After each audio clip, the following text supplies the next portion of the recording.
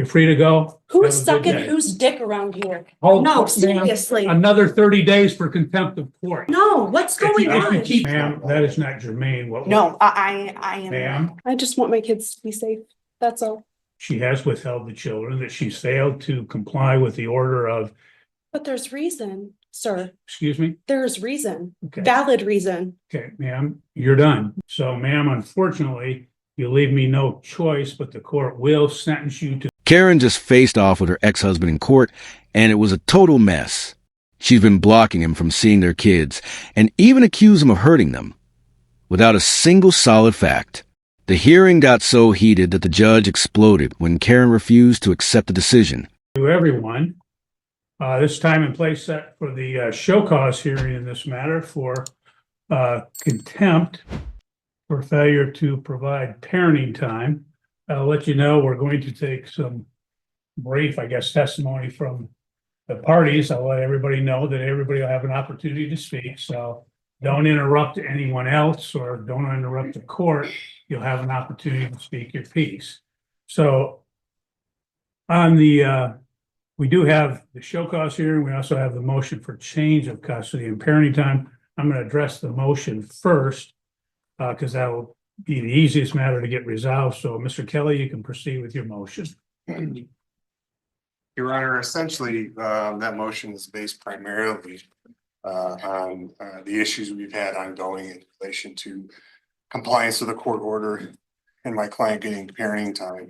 It's directly and impacts the child custody factors, and I'll name the ones that are impacted due to this withholding occurrence. The love, affection, and emotional ties existing between the parties. It looks at the emotional bond. Him being prevented from seeing his kids is preventing him to continue that emotional bond and nurture that emotional bond, which he had prior to this latest withholding that has started back on December 27th. Factor B, the capacity and disposition of the parties involved to give the child love and affection that focuses on the ability to again, parent to foster an emotional bond in the future. He's having a hard enough time in the present, again, because she's not keeping in compliance with the court order, and he's not able to see these girls to be able to have a solid relationship and foster that relationship. The length of time they've lived in a stable, satisfactory environment, I'd submit to the court, defendant's home is not stable, considering the allegations she's made that have been investigated by CPS twice, police twice, and both been denied. Nothing's come of it, which leads me also to the moral fitness of the parties involved, which ties into the same factor. We have to keep in mind, Your Honor, at the beginning of this case, he was charged with domestic violence in relation to her essentially going after him to get keys to his truck so she could get some pot and smoke it. As he's being arrested, she's telling him, "I want you to come home." He, of course, gets him on bond. He can't have any contact. Once the bond conditions get lifted, she's contacting him through text and saying, "Hey, let's meet you and the girls get together and we can go to the zoo or we can go to a park." Okay, Mr. Kelly, how does this relate to your motion? It's related to, Your Honor, again, the moral fitness involved, as well as the stable, satisfactory environment, in that she's accusing him of sex with girls. But before all this, False claims like this are the worst. I'm not here to say the dad is perfect. That's up to the court. But when someone makes stuff up, it makes it harder for real victims to be believed. If Karen's lying, this guy's name is damaged forever, and that's something you can't easily fix. wanting her family essentially reunified. Those two things don't jive together, Your Honor. And I would think that essentially it's a fabrication, which would go again to the moral fitness and also to the mental and physical health of the parties, Your Honor. You're making these allegations, these terrible allegations, but on the other hand, you're still wanting the same guy who's supposedly doing this stuff to come into your house. Finally, Your Honor, the unwillingness and ability to facilitate and encourage a relationship. Again, this is the fourth motion we're here this morning on, Your Honor, for him to see his girls. She doesn't follow your court orders. She withholds them for no valid reason. And she's clearly shown she's not gonna facilitate a relationship between him and his kids. I think that's more than enough that gets us over the threshold of a change in circumstance or proper cause, because these things are having a significant impact on these girls' lives in terms of having a relationship with their mother. So we would request, as part of our relief, that you set this matter for an evidentiary hearing. We're also requesting during the interim that my client get temporary parenting time starting today, and that he continue to have them until the evidentiary hearing. That mom's parenting time be supervised at her expense, because she's clearly shown an unwillingness to follow your rulings or to comply with your court orders. I think if you don't do that, she's gonna take these kids and run, and we're gonna be in a bigger mess than we are today. Okay, thank you. Ms. Couch, if you wish to speak to the motion. I had some statements, but it's just what I had submitted to the court. Okay, go ahead, tell me, and then Okay, would you like me to stand? whatever you wish. If it's more comfortable sitting, go ahead, but speak up a little. So we can- Okay, I said that his first statement was true, but the second statement that he said was false. I said I previously tried to change parenting time because of the videos the plaintiff had been watching. It was reported to Penfield's police department because plaintiff was previously residing in Penfield. I spoke to their sheriff where we looked at the videos together, and he told me that he would be conducting a search and not to address the matter to the plaintiff because he would need time to get 2 search warrants, and the From the start, her story didn't add up. The moment she admitted the police didn't buy her claim, you could tell she was making it up as she went along. It felt like she practiced a fake speech at home. Lots of accusations, zero. CPS is not taking the proper steps to ensure the minor children's safety, and I did mention police involvement in the last hearing as well. The fifth statement is also false. Errors were made by the plaintiff's attorney. The sixth statement is also false. There is supposed to be a pending CPS case, and I was never told otherwise. CPS and I have spoken on numerous occasions and decided that the best course of action was therapy, which the minor children are attending at Summit Point. I do have proof of all of that as well. That's also false. I was never told that they were declining to investigate the police. Number 8, it's false. In early 2024, my mom threatened to call CPS on me because of the children's odd behavior, requesting that I get them checked by the doctor. I had the doctor examine them at their 2-year checkup, and almost 2 months later, the plaintiff was arrested for domestic violence. I originally withheld the kids because of the plaintiff's sexual preference for diapers and enemas, knowing that the plaintiff was not mentally stable enough for unsupervised visitation.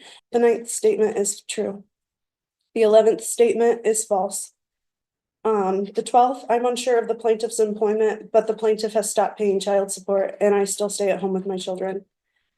Number 13, I have lived at the residence that the FOC has on file since December 10th, 2024. The 14th, statement, I'm unsure of the plaintiff's relationship status. I have friends and family in Michigan, and I lived in Indiana until I was 18, and most of my family resides there. Number 15, I would like the court to consider changing the current custody orders and issue no further contact between the minor children and the plaintiff. Plaintiff should be held accountable for his actions regardless of stature or representation. That's all. Okay, thank you. I don't need anything else, Mr. Kelly. What the court will do in this matter is the court has read the pleadings, obviously you're well aware of the file in this case. The court does believe that the plaintiff has met the VARCA threshold of proper cause, change of circumstances sufficient for an evidentiary hearing. So the court will schedule an evidentiary hearing in this matter. Mr. Kelly, you can proceed with your show cause hearing. Do you wish to take testimony from your client? Right. Okay, Mr. Connolly, if you step forward, we'll have you sworn in and then we'll take some testimony. And I say brief testimony, I don't need to get into.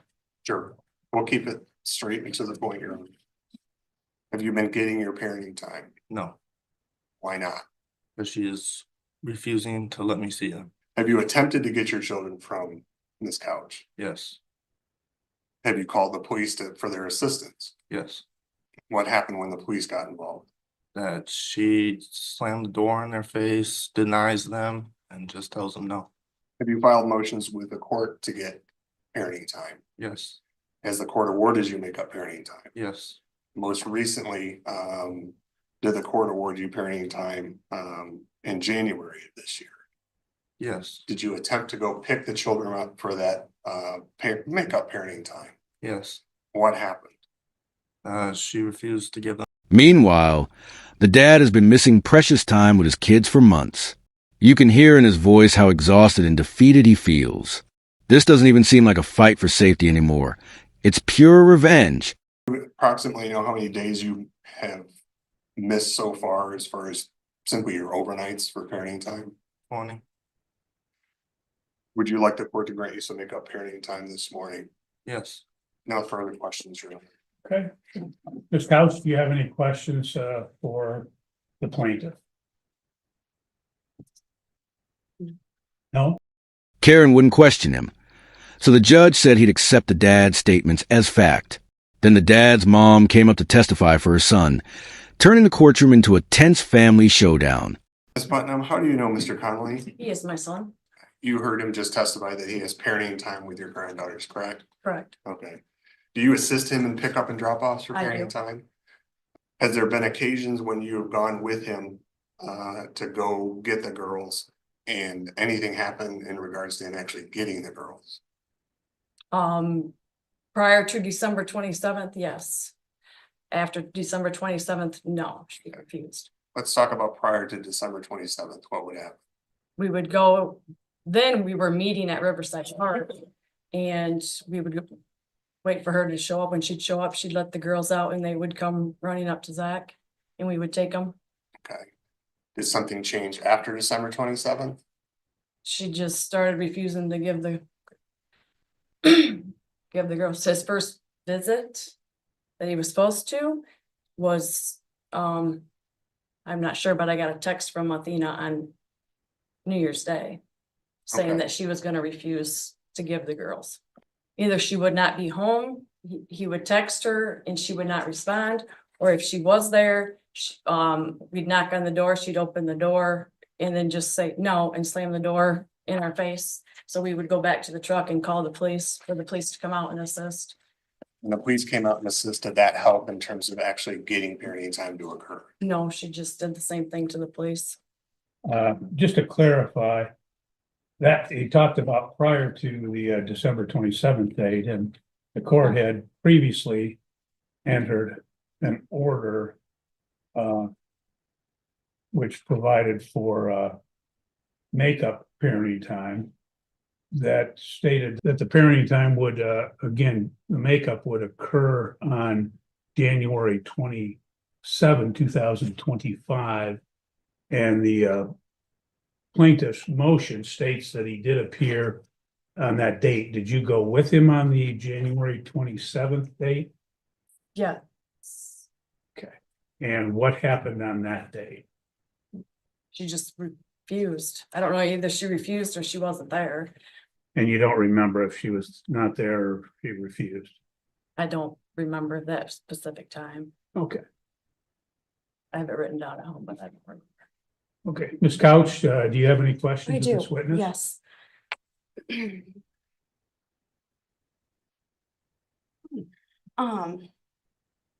At what age did Zach Conley start wearing diapers?